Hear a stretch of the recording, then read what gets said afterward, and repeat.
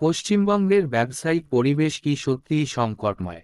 সিঙ্গুর আন্দোলনের পর রাজ্যে বিনিয়োগের অবস্থা কি? জানতে চান কেন হাজার হাজার কোম্পানি রাজ্য ছেড়ে চলে গেছে? এই ভিডিওতে আমরা এই সকল প্রশ্নের উত্তর খুঁজে বের করেছি। নমস্কার, আমি ইন্দ্রজিৎ এবং আপনাদের স্বাগতম কণ্ঠশিল্পী নেক্সটে। এখানে আমরা প্রতি সপ্তাহে নতুন, চিন্তাশীল ও গুরুত্বপূর্ণ বিষয় নিয়ে আলোচনা করি, যাতে আপনি থাকেন সব ধরনের খবর ও বিশ্লেষণে আপডেট। আজকের ভিডিওতে আমরা নিয়ে এসেছি পশ্চিমবঙ্গের ব্যবসায়িক পরিবেশ এবং সিঙ্গুর আন্দোলনের পর রাজ্যে শিল্প ও বিনিয়োগের অবস্থা নিয়ে এক বিশ্লেষণ। তো চলুন, জানি কি ঘটছে বাংলায়। শুরু করা যাক আজকের ভিডিও। সিঙ্গুর আন্দোলন ছিল পশ্চিমবঙ্গের এক উল্লেখযোগ্য রাজনৈতিক ও সামাজিক ঘটনা। টাটা মোটরসের ন্যানো কার প্রকল্পের জন্য কৃষিজমি অধিগ্রহণের প্রতিবাদে মমতা বন্দ্যোপাধ্যায় ও তার দল তৃণমূল কংগ্রেস আন্দোলনের নেতৃত্ব দিয়েছিল। জমি অধিগ্রহণের বিরুদ্ধে হাজারো কৃষকের সঙ্গে রাজপথে নেমে মমতা সরাসরি টাটার প্রকল্পের বিরোধিতা করেন। তার দাবি ছিল এই জমি কৃষকদের জীবিকা ও অধিকার কেড়ে নেবে।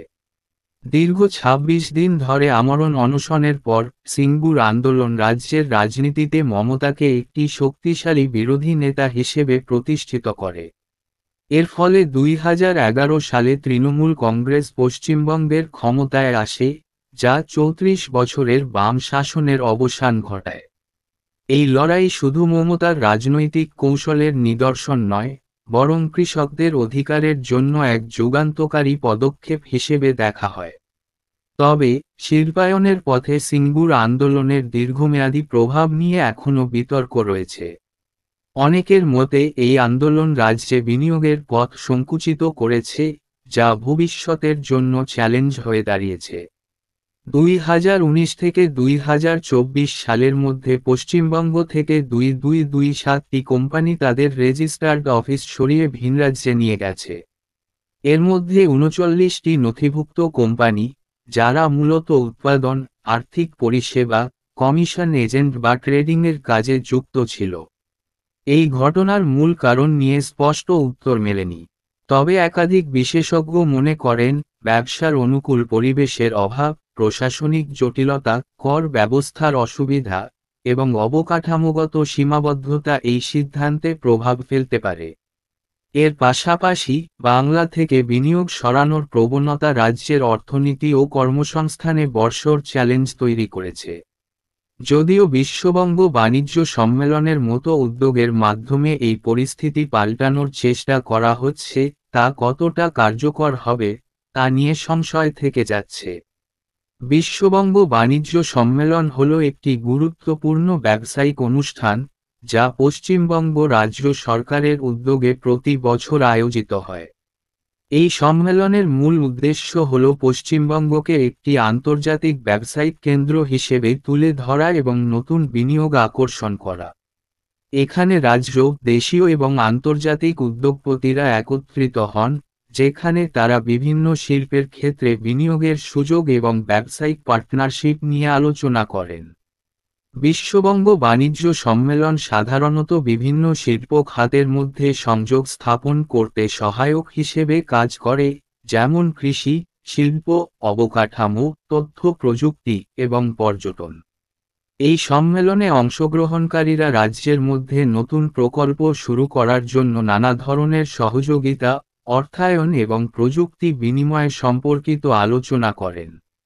এই সম্মেলনের মাধ্যমে রাজ্য সরকারের লক্ষ্য থাকে যে, রাজ্যে বিদেশি এবং ভিন রাজ্যের বিনিয়োগকারীদের আগমন ঘটানো এবং সেই সঙ্গে রাজ্যের অর্থনৈতিক পরিস্থিতি এবং কর্মসংস্থান পরিস্থিতি উন্নত করা।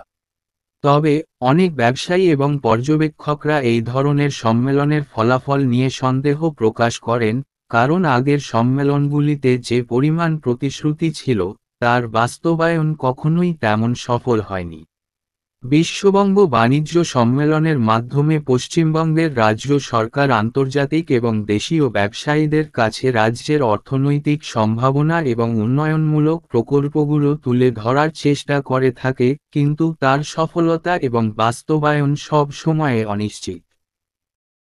রাজ্যসভার সাংসদ শ্রমিক ভট্টাচার্য কেন্দ্রীয় মন্ত্রকের কাছে একটি লিখিত প্রশ্ন করেন, যাতে জানতে চাওয়া হয়েছিল 2019 থেকে 2024 সালের মধ্যে পশ্চিমবঙ্গ থেকে কতগুলি কোম্পানি তাদের রেজিস্টার্ড অফিস ভিন রাজ্যে সরিয়ে নিয়েছে এবং এর কারণ কী। কেন্দ্রীয় কর্পোরেট বিষয়ক মন্ত্রকের তরফে যে উত্তর দেওয়া হয়েছে তাতে বলা হয়েছে মোট 2227টি কোম্পানি পশ্চিমবঙ্গ থেকে তাদের রেজিস্টার্ড অফিস সরিয়ে অন্য রাজ্যে চলে গেছে। এর মধ্যে 39টি কোম্পানি ছিল নথিভুক্ত কোম্পানি, যারা মূলত উৎপাদন, আর্থিক বিষয়াদি, কমিশন এজেন্ট বা ট্রেডিংয়ের মতো কার্যক্রম পরিচালনা করছিল। এই তথ্যের মাধ্যমে একটি পরিষ্কার ইঙ্গিত দেওয়া হচ্ছে যে পশ্চিমবঙ্গ থেকে কোম্পানিগুলির চলে যাওয়ার হার অনেক বেশি, যা রাজ্যের অর্থনৈতিক পরিস্থিতির জন্য সংকেত। কেন্দ্রীয় মন্ত্রকের এই উত্তর রাজ্যের ব্যবসায়িক পরিবেশ এবং শিল্পবান্ধব নীতি সম্পর্কে কিছু প্রশ্ন তুলছে। এর মাধ্যমে বোঝা যাচ্ছে যে সিঙ্গুর বা অন্যান্য আন্দোলনের পর থেকে পশ্চিমবঙ্গে যে ধরনের রাজনৈতিক এবং প্রশাসনিক অস্থিরতা দেখা দিয়েছে তা কোম্পানিগুলির জন্য অনুকূল পরিবেশ তৈরি করতে ব্যর্থ হয়েছে। তবে রাজ্য সরকারের পক্ষ থেকে কোনো স্পষ্ট কারণ দেওয়া হয়নি কেন এই কোম্পানিগুলি চলে গেছে, তবে এটি নিশ্চিত যে প্রশাসনিক দুর্বলতা এবং শিল্পবান্ধব পরিবেশের অভাব এমনভাবে প্রভাব ফেলেছে যে কোম্পানিগুলি তাদের অফিস স্থানান্তর করতে বাধ্য হয়েছে। যদি আপনি আরও এমন তথ্যপূর্ণ বিশ্লেষণ চান, তাহলে অবশ্যই এই ভিডিওটি লাইক, শেয়ার করুন এবং আমাদের চ্যানেলে সাবস্ক্রাইব করুন। আপনাদের মতামত শেয়ার করুন, আমরা অপেক্ষা করছি।